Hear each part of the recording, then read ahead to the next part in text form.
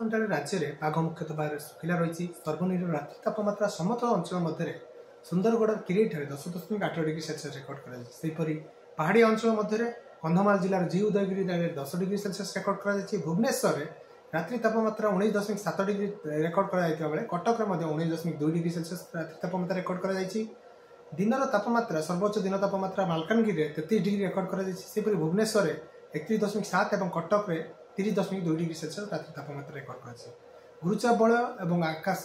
निर्मल आकाश तथा रात्रि समय वायु चलाचल निष्क्रियता हेतु विभिन्न अंचल घन कुहुड़ी दृश्यमान रही आम जो देखा उभय ट्विन सिटी भुवनेश्वर और कटक में आज सकाल समय घन कुहुड़ी दृश्यमान रही है। भुवनेश्वर दृश्यमान दूरता 50 मीटर रही बेले कटक में 60 मीटर रही है। सहित आम देखा नयागढ़ ढेंकानाल गोपालपुर ये सब अंचल घन कुहुड़ी रही है जो दृश्यमान दूरता पाखापाखि 50 मीटर रही है।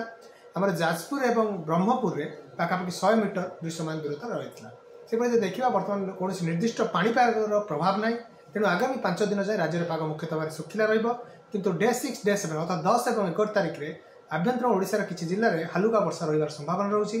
देखिए आम आकलन जारी कर सहित आगामी 2 दिन आज और आसंता काली ये जो गुरुचाप बल प्रभाव में आम जो उपकूल ओडिशा समेत पार्श्ववर्ती अंचल में किसी अंचल घन कुहुड़ी दृश्यमान होबार संभावना रही। आज मध्यरात्रि आसंता काली सकाळ मध्य खास करके उत्तर उपकूल ओडिशा समेत पुरी खोर्धा नयागढ़ गंजाम गजपति सहित कंधामाल कोरापुट और रायगढ़ ये सब जिला और ढेंकानाल ये जिला गुड़िक गोटे 2टी स्थान में घन कुहुड़ी रही संभावना रही जोटि दृश्यमान दूरता 200 ରୁ 50 मीटर मध्य सीमित रही तेणु यातायात में बाधा उपरिवार संभावना थी निर्दिष्ट भाव में जो आम जातीय राजपथ गुड़िक यातायात कर जानवाहन गुड़िक ये प्रति ध्यान देवाई आम सूचना जारी कर आसंता काली दक्षिण ओडिशा उपकूल ओडिशा केतक स्थान में घन कुहुड़ी रही संभावना रही। रात्रि तापमात्रा विशेष परिवर्तन होना अर्थात शीतर कौन प्रकोपर संभावना नहीं।